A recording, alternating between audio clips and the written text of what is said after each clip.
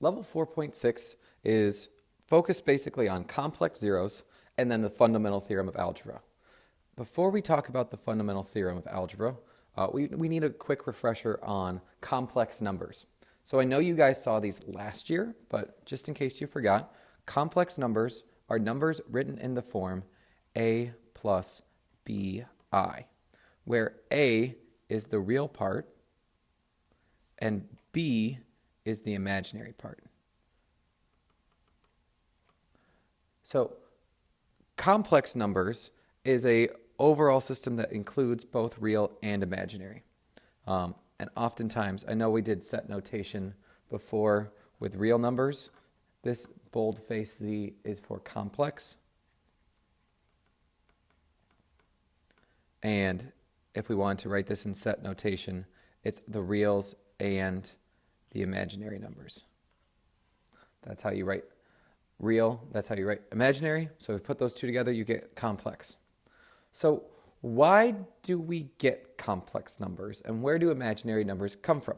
Well, I know I kind of hinted this at level 4.5, when we get the square root of a negative number. And mathematicians basically came to this problem before. They were like, okay, well, we set up these rules that the square root of negative numbers are impossible. But that happens frequently. So in order to solve these, we're just going to make up a number. So we're going to say that the square root of a -1 is I. And that's what they just came up with a notation. And from that notation, they built a whole new number system based around I. And so what we want to know is, so this is I to the first. If we know I to the second, that's just the square root of -1 squared. So that's -1. So that's what's going to be super helpful for us when we're factoring. And then likewise, I cubed is the square root of -1 to the third power. So that's a negative square root of -1, or -I. And I to the fourth, which is square root of -1 to the fourth power, which is just 1. So these go in a circle from I to the squared, I cubed, I to the fourth. So I could ask you something like, what is I to the 250th power? And all you have to do is divide 250 by 4. And you see that, okay, that would be remainder 10, so which would be remainder 2 if you did this division, because all we care about is the remainder. 250 over 4 is something remainder 2. So that would be equal to -1. So we're definitely going to have a question on that in both our homework and on the test. So just know that various powers of I give you one of these 4 options. Either I, -1, -I, or 1. So now we get to the big deal, the fundamental theorem of algebra. I even put 2 exclamation points after it. This states, I'll just read it. Every polynomial function, f of x of degree n greater than or equal to 1, so that means if our degree is bigger than 1, then that polynomial has at least one complex zero. Or another way of saying that, any polynomial of degree n has n roots, which is kind of what we were talking about before, but this caveat comes into place, says, but we may need to use complex numbers. So what does this mean and why is it important? So this means every polynomial is factorable and it can be reduced down to linear pairs or irreducible quadratics. So a linear pair is something like x minus c. And then an irreducible quadratic is something that's not factorable. And if something's not factorable, it either has irrational numbers, so we use the quadratic formula, or it gives us complex zeros. Okay, so then the next bit, conjugate pairs, which should sound familiar from last year, and complex roots. So let's say that these numbers are R1, R2, etc., may be real or complex numbers, but what we find out, and this goes back to something we've been hinting at for a while, is complex roots always come in pairs. So whenever you're given one complex root, you get another one for free, because in all of the polynomials, you'll never see I written out. And so in order to get rid of I, we write it as a conjugate pair. So you may be saying, well, you keep saying this word, conjugate pair. What does that mean? Well, we've been seeing this before. Let's say we had x squared minus 4. When you factor that, that's x plus 2 and x minus 2. These are conjugate pairs. And what that means is they are the same sign, same number, opposite sign. And what happens when we have conjugate pairs is when we FOIL this out, that's x squared minus 2x plus 2x minus 4, those middle terms drop off, which we are just left with x squared minus 4, what we started with. So this is going to be super important when we start talking about complex roots and we have imaginary numbers. So let's flip it and try a couple of problems like these. So example 1 is asking us, just write the conjugate pair, which I'm saying, just write this as an opposite. So what we do for imaginary roots to write conjugate pairs is we change the sign on the imaginary part.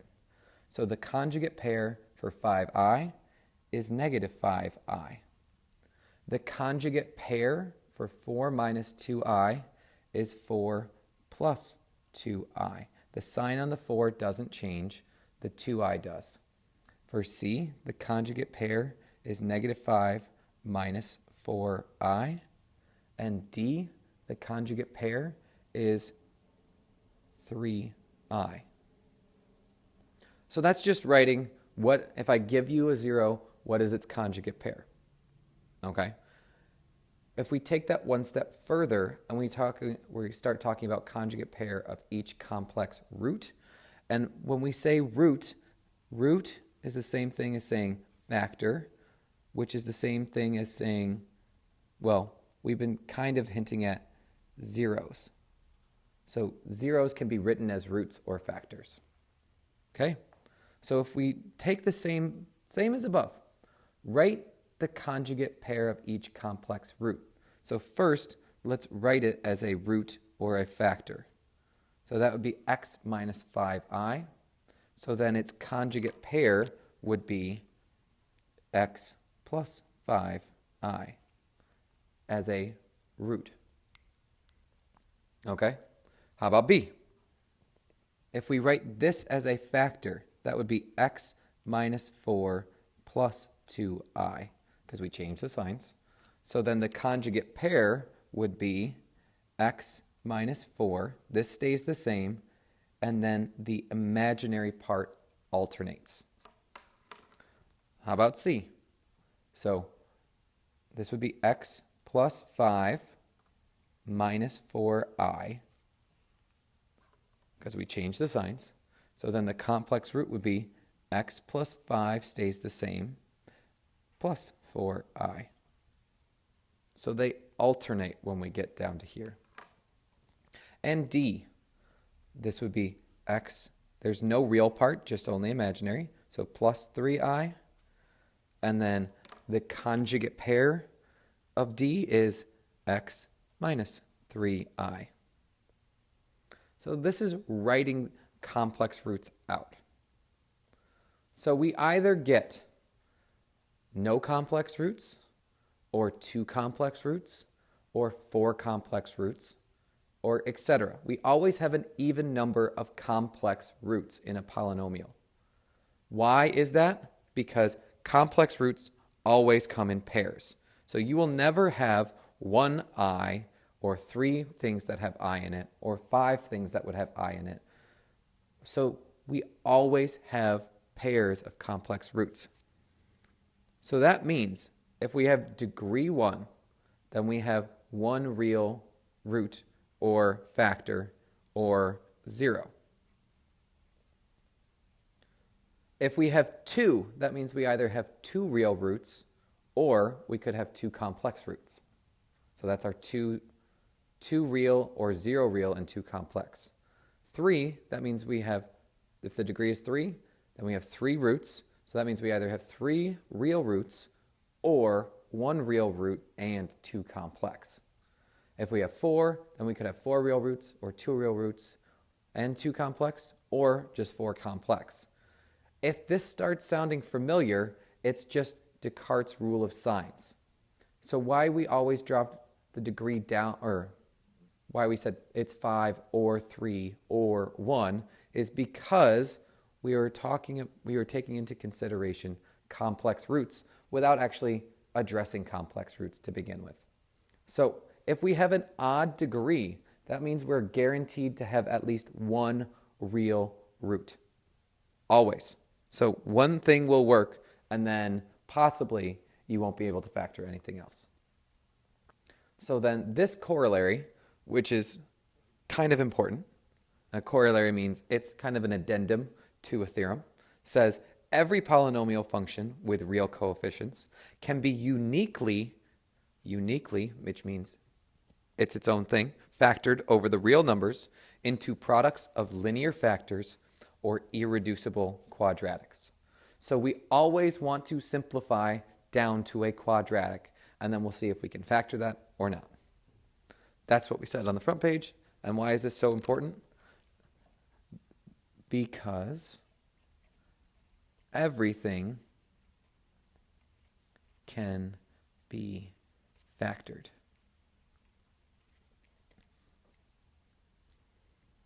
Into linear factors or irreducible quadratics. So you could have 3 irreducible quadratics and you get a degree 6. That just means you have 6 complex roots. But everything can be factored, which is super important for us when we're talking about pre-calculus as a subject. Okay, let's flip it over and let's try a couple. So example 3, we're going to be assembling different polynomials, and then we're going to expand it all out. So we have to do a little algebra. So this says, for a polynomial of degree 5 whose coefficients are real numbers and has zeros 1, 5i, and 1 plus I. Find the remaining zeros. So our zeros so far are 1, 5i. Well, from the start, we said that complex zeros come in pairs, so we get negative 5i for free. Then we have 1 plus I as a 0. So that means 1 minus I we get for free. So negative 5i and 1 minus I give us our missing 2 zeros. And we have 1, 2, 3, 4, 5 roots or zeros. So then our degree is 5. Let's write these out as factors. So if 1 is a 0, then x minus 1 is our factor. 5i would be x minus 5i, then x plus 5i, then x minus 1 minus I, and x minus 1 plus I. Now it's asking us, write out all the factors of the polynomial. Okay. So x minus 1, x minus 5i, x plus 5i, x minus 1 minus I, x minus 1 plus I. I know it's not asking us this, but I want us to be able to do it. I want you to multiply this out. So get some practice. So currently I'm going to leave this x minus 1 together. If I FOIL this out, I get x squared minus 5ix plus 5ix, which the middle terms cancel out. So then I'm only left with squaring the last term. So that would be minus 25i squared. Okay. In here, I would have x squared, and then I have negative 1 negative 1x, and then I have plus ix. And then the next term, I'd have negative 1x minus plus 1, and then negative 1 times I, which would be negative I. And then I have negative ix, so I have negative ix, negative would be plus 1I, and negative times a negative would be negative I squared. So I want you to see what happens here. The negative 1x, if I go down the line, negative 1x and negative 1x. So that would be x squared minus 2x. The ix, negative ix cancel out. The 1 stays, and then negative I plus I, those cancel, and you're left with negative I squared. And then I should have wrote plus 1. Okay, so this is like completing the square, or sorry, not completing the square, but a perfect square trinomial plus an additional I term. Now, from the start we said I squared was negative 1. So what that does is change the sign. And that's just 1, and that's just 1. So this fully factored out would be, and I'm just going to use one line here, it would be x minus 1 times x squared plus 25 times x squared minus 2x plus 2. So that's that, at least without any imaginary pieces. And that's what I want you guys to be able to do. Okay, so I'm going to draw a little squiggly, and let's try B. Find a polynomial of degree 4 whose coefficients are real numbers that has zeros 1, 1, and negative 4 plus I. Well, that means negative 4 minus I is also a 0 because complex zeros come in pairs, and they come in conjugate pairs. So then if I wrote this all out, x minus 1, x minus 1, x minus 4 plus I, x minus 4 minus I. So then if I truly wanted to multiply this out, that would be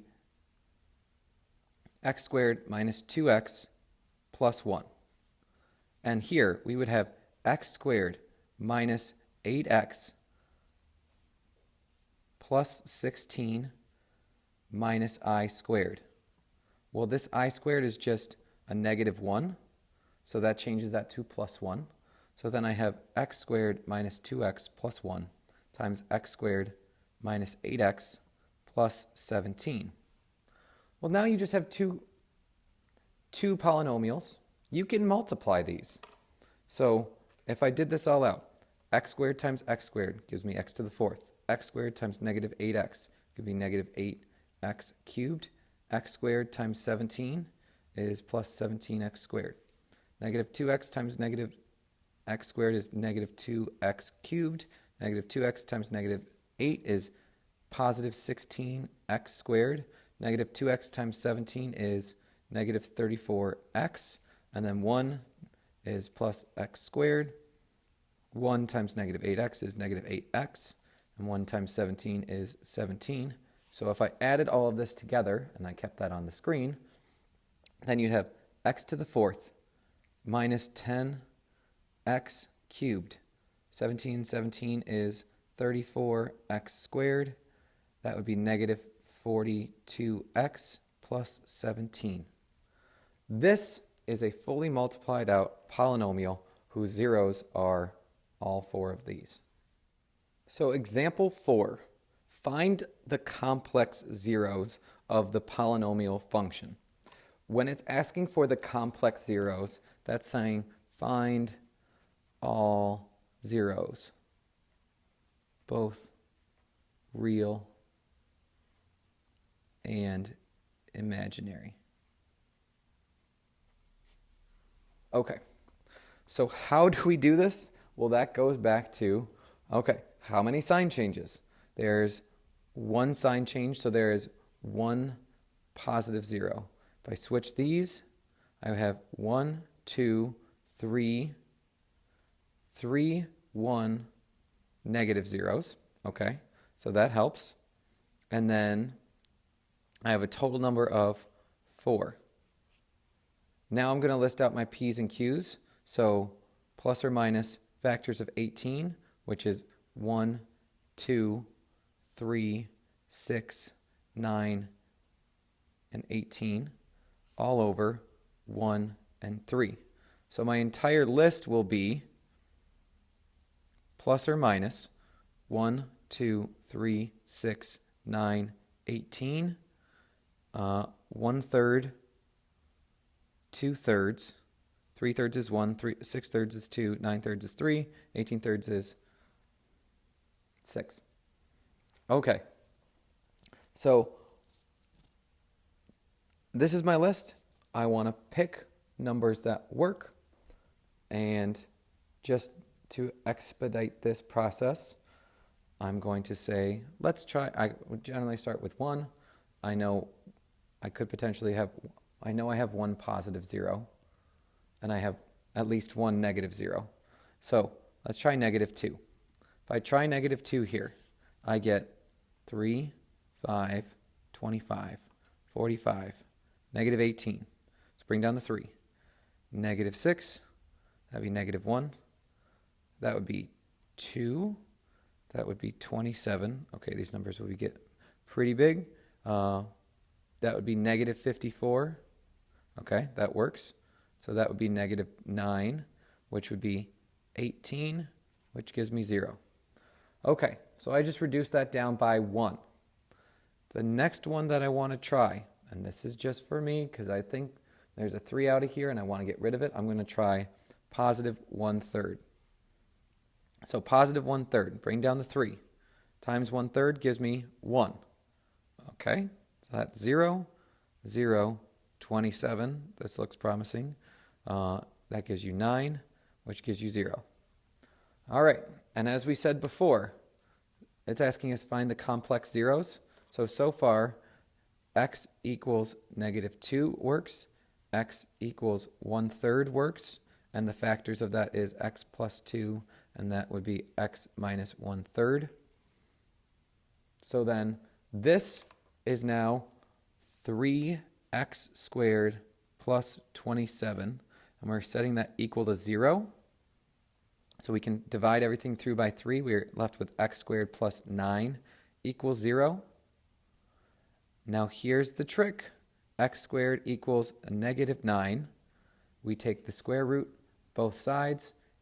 Because we're taking the square root of a negative number, that would be x equals plus or minus 3i. Square root of 9 is 3. Square root of negative 1 is I. So then x equals plus or minus 3i, which means my factors would be x plus 3i, x minus 3i. So if I wrote those all together, I know it's not asking you, but just for our sake, this fully factored out is x plus 2, x minus 1/3, x plus 3i, x minus 3i. Factors, and then these right here, where we have x equals, these are our zeros. Those are our solutions. All right. Flip it over. We've got one more to do. All right, last problem. So example 4b says find the complex zeros. So just like the last problem, what we want to do is like what we normally do. So sign changes, we'll count. We have one sign change, so one positive 0. If I switch these, I'll have 1, 2, 3. So 3 or 1 negative zeros, a max of 4. Okay. Now we want to do our P's over Q's. So the numbers that multiply to be 75, so plus or minus 1, 2 doesn't go in, 3 and 25. So let's write these 3 and 25, 1 and 75. 4, nope, 5, 5 and, let's see, 12, 13, 14, 15. So 5 and 15. And I believe 6, no, 7, no, 8, no, 9, no, 10, no, 11, 12, 13, 14, 15. All right, all over 1. So our list is plus or minus 1, 3, 5, 15, 25, 75. So those are the numbers that I want to try. I'm just going to start with 1. And for expedience sake, I believe this should work. So 1, 2, 22, 50, and negative 75. Bring down the 1. 1, 3, 3, 25, 25, 75, 75, 0. Okay, so I know that x minus 1 is one of my factors, and that takes care of my one positive. So I don't want to try any positives anymore. So I'm going to try negative 3. And using those numbers, bring down the 1, negative 3, 0, 0, 25, negative 75, 0. Perfect. So that means that x plus 3 is my factor. And sorry, these are my factors. I am left with 3 terms, so I stop. This is x squared plus 25. Now, if we're starting to see the pattern, this is not the difference of 2 squares, but the sum of 2 squares. And the way we factor the sum of 2 squares would be x plus 5i, x minus 5i. So then my 2 zeros are x equals plus or minus 5i. So this fully factored, and I'll write it in pink, is x minus 1, x plus 3, x plus 5i, x minus 5i. And that is finding the complex zeros. So what are the takeaways that you should have coming from 4.6? So complex roots come in conjugate pairs. I think that's super important. I think you should know the fundamental theorem of algebra, which says we can factor anything into complex roots. I think it's super important. We have now what I just showed you, the sum of 2 perfect squares, which would be, if it was x squared plus a squared, then that factors into x plus ai, x minus ai. And then to find complex roots, use the rational roots theorem, which is what so we're going to do what we normally do.